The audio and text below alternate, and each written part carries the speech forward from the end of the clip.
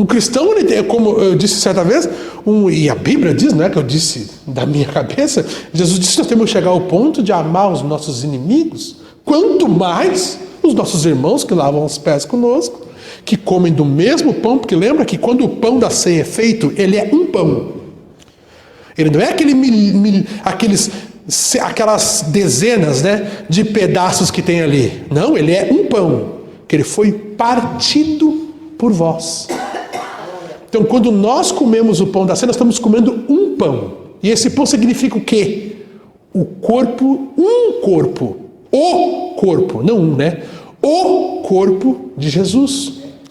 Mostrando que todos nós fizemos parte de um corpo, que é o corpo de Cristo. Então, tu come um pedacinho daquilo ali, e o teu irmão, que às vezes tu mal cumprimenta quando tu passa por ele comeu do mesmo pedacinho que tu. Então, se tu quer fazer parte do mesmo corpo que esse irmão, não adianta fazer o ritual. O ritual é muito bom, nós temos que fazer o ritual. Jesus deixou 3 coisas naturais para a igreja fazer, só isso. 3 coisas naturais. Batismo no nome do Senhor Jesus, tem que batizar na água, tem que fazer isso. E não é batismo, não é necessário ser batismo num tanque na igreja, não é necessário ser um batismo no rio, não é. É batismo por imersão. Tu tem que ficar com a água toda sobre ti, mostrando o teu sepultamento, e quando você levanta, mostrando a sua ressurreição, como Jesus morreu e ressurgiu. Então o batismo, ele significa isso, o sepultamento do velho homem e o levantar para uma nova vida em Cristo Jesus. Isso significa, primeira coisa natural. Segunda coisa natural, ceia. Ceia com o quê? Com pão, asmo e vinho puro. Leia em Levítico como é que faz o pão asmo. Pão asmo não pode ser feito por qualquer pessoa, não. Pão asmo quem fazia eram os levitas. Não existem as levitas. Existem os levitas. Então o pão asmo tem que ser feito pelos levitas. Uma ombrana fala, uma mão santificada de um sacerdote. O que tem no pão asmo? O que tinha no corpo de Jesus?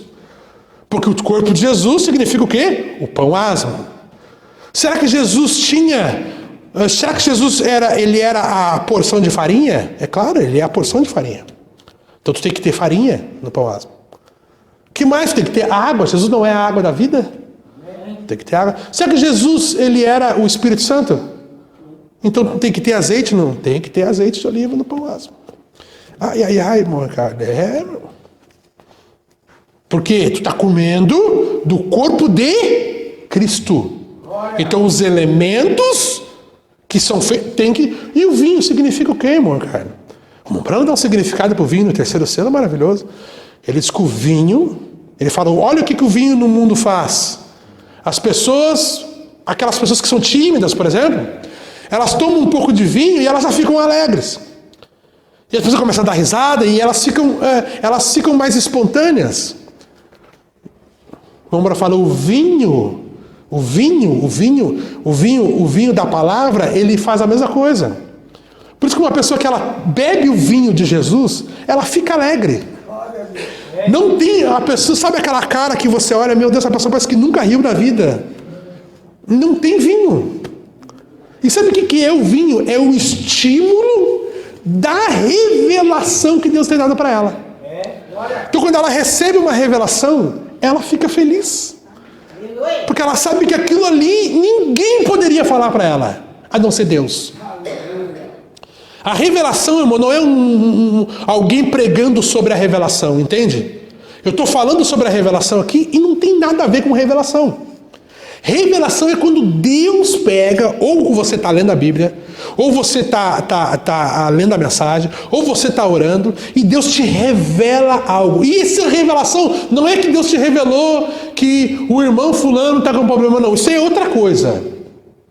Revelação é escriturística. Deus está revelando algo que está na Bíblia, que Ele escondeu dos sábios entendidos, está revelando aos pequeninos. Ele está dizendo para ti, tu é um dos pequeninos. Estou te revelando algo que eu não falo para ninguém isso aqui é um segredo. Isso é revelação. Então isso com o vinho da ceia representa o quê? O sangue de Jesus. O sangue de Cristo. Não é o sangue literal, assim como o pão não é o corpo literal. Essa é uma doutrina católica. Lembre-se disso. Isso é uma doutrina católica. Dizer que o pão da ceia é o corpo literal de Cristo e dizer que o vinho é Não. Isso está errado. Ele representa o corpo de Cristo e ele representa o sangue de Cristo, o vinho. Então esses são os elementos. Essa é a segunda coisa natural que Jesus deixou para nós fazer. Qual é a terceira coisa natural que Jesus deixou para nós? Lava pés. Lava os pés dos santos. É tão grave isso, a questão do lava-pés, que Paulo disse que a igreja não deveria ajudar uma mulher, uma viúva, por exemplo, que ela tivesse menos de 60 anos e não tivesse lavado os pés dos santos. De tão grave que é isso. A igreja não deve ajudar. Então, e o lava-pés foi tirado da igreja, e ainda hoje, você sabe que a igreja pentecostal, a igreja protestante, ela não faz lava-pés. A igreja católica faz uma vez por ano na missa do galo, eles fazem toda aquela cerimônia, porque eles sabem que é verdade, no fim das contas eles sabem que é verdade. Aí eles fazem uma vez por ano, só o Papa lava o pé dos cardeal, simbolizando Jesus e os apóstolos, faz toda aquela pompa, filma, tudo. Não, Mombrana fala, os cristãos primitivos se reuniam. Sabe que nós fizemos errado? Nós, eu digo, a igreja da mensagem, ela faz errado. Mombrana fala que um irmão chegou para Mombrana. Os irmãos da igreja menonita, toda vez que eles se reúnem, eles fazem a ceia. E Mombrana fala, eles fazem mais certo que nós.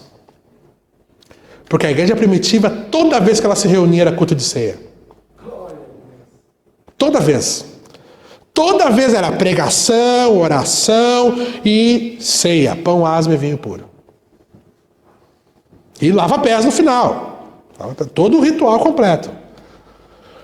Entende? Nós fizemos uma vez por mês e ainda assim os irmãos ainda às vezes faltam. Que coisa, né? Misericórdia. Misericórdia. Então tá. Aprendemos as 3 coisas naturais que Jesus deixou para fazer. Aprendemos isso? Amém? Então tá.